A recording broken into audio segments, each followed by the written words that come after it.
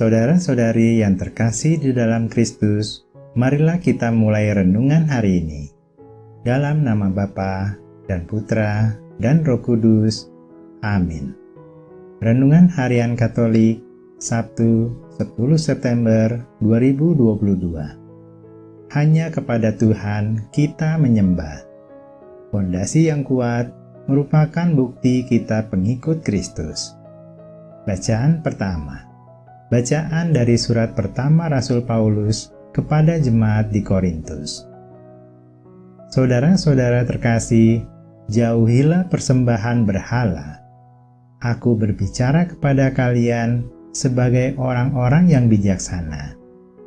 Pertimbangkanlah sendiri apa yang kukatakan. Bukankah piala syukur yang kita syukuri merupakan persekutuan dengan darah Kristus? Bukankah roti yang kita bagi-bagi merupakan persekutuan dengan tubuh Kristus? Karena roti itu hanya satu, maka kita ini sekalipun banyak merupakan satu tubuh. Karena kita semua mendapat bagian dalam roti yang satu itu. Perhatikanlah bangsa Israel yang alami. Bukankah mereka yang makan apa yang dipersembahkan mendapat bagian dalam pelayanan mezbah? Apakah yang kumaksudkan? Apakah daging persembahan berhala itu mempunyai arti? Ataukah berhala itu sendiri mempunyai arti? Bukan. Yang kumaksudkan ialah apa yang mereka persembahkan itu dipersembahkan kepada roh-roh jahat, bukan kepada Allah. Dan aku tidak mau kalian bersekutu dengan roh-roh jahat. Kalian tidak dapat minum dari piala Tuhan dan sekaligus juga dari piala roh-roh jahat. Kalian tidak dapat mengambil bagian dalam perjamuan Tuhan dan sekaligus juga dalam perjamuan roh-roh jahat. Atau maukah kita membangkitkan cemburu Tuhan? Demikianlah sabda Tuhan. Syukur kepada Allah. Bacaan Injil. Inilah Injil suci menurut Lukas. Yesus menyampaikan wejangan ini kepada murid-muridnya. Tidak ada pohon baik yang menghasilkan buah yang tidak baik. Dan tidak ada pula pohon tidak baik yang menghasilkan buah baik. Sebab setiap pohon dikenal dari buahnya. Karena dari semak duri, orang tidak memetik buah ara. Dan dari duri-duri, orang tidak memetik buah anggur. Orang yang baik mengeluarkan barang yang baik dari perbendaharaan hatinya yang baik. Tetapi orang jahat mengeluarkan barang yang jahat dari perbendaharaan hatinya yang jahat. Sebab yang diucapkan mulut meluap dari hati. Mengapa kalian berseru kepadaku, Tuhan, Tuhan, padahal kalian tidak melakukan apa yang kukatakan? Setiap orang yang datang kepadaku dan mendengarkan sabdaku serta melakukannya, dia itu sama dengan orang yang mendirikan rumah. Ia menggali dalam-dalam dan meletakkan dasarnya di atas batu. Ketika datang air bah dan banjir melanda rumah itu tidak dapat digoyahkan, karena dibangun dengan kokoh. Sebaliknya, barang siapa mendengar sabdaku dan tidak melakukannya, ia sama dengan orang yang mendirikan rumah di atas tanah tanpa dasar. Ketika dilanda banjir, rumah itu segera roboh, dan hebatlah kerusakannya. Demikianlah sabda Tuhan. Terpujilah Kristus. Renungan bacaan pertama. Hanya kepada Tuhan kita menyembah.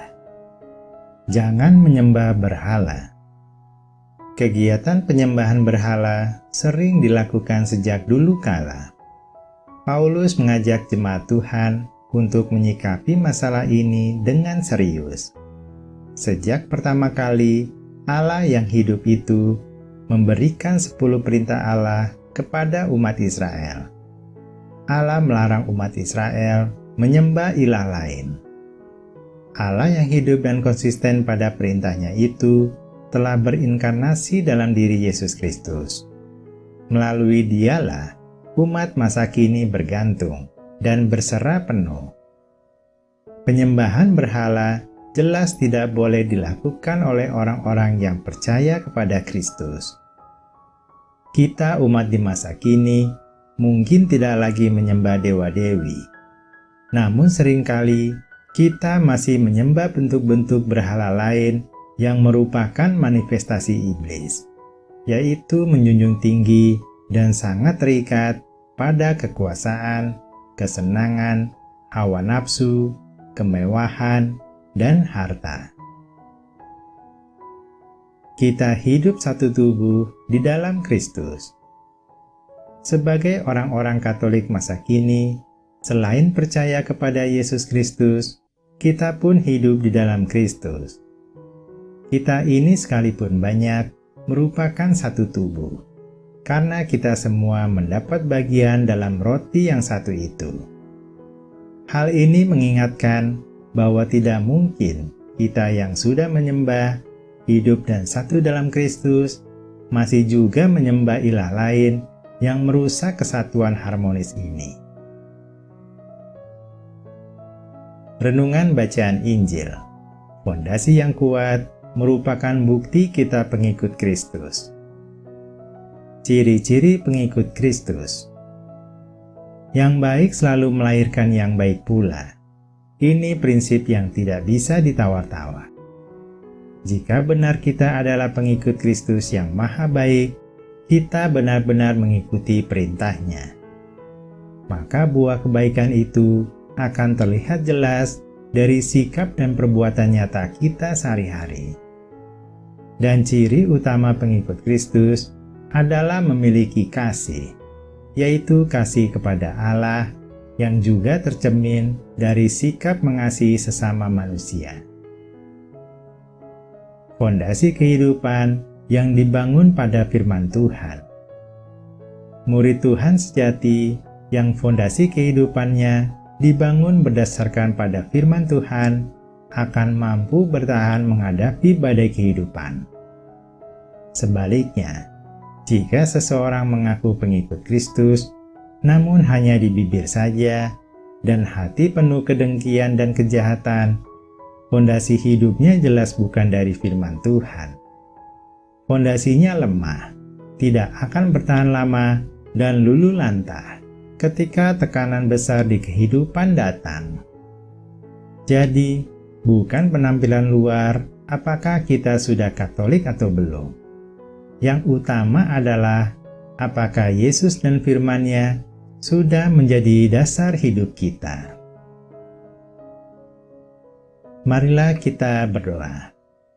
Ya Tuhan, kami mau semakin rajin mendengar firman-Mu dengan membaca kitab suci dan berusaha melaksanakan ajaran-Mu sebaik-baiknya, sehingga kami mempunyai fondasi yang kuat dalam menghadapi berbagai permasalahan hidup. Kami mau sungguh hidup di dalam-Mu, yang tercermin dalam sikap kami yang penuh dengan kasih. Amin.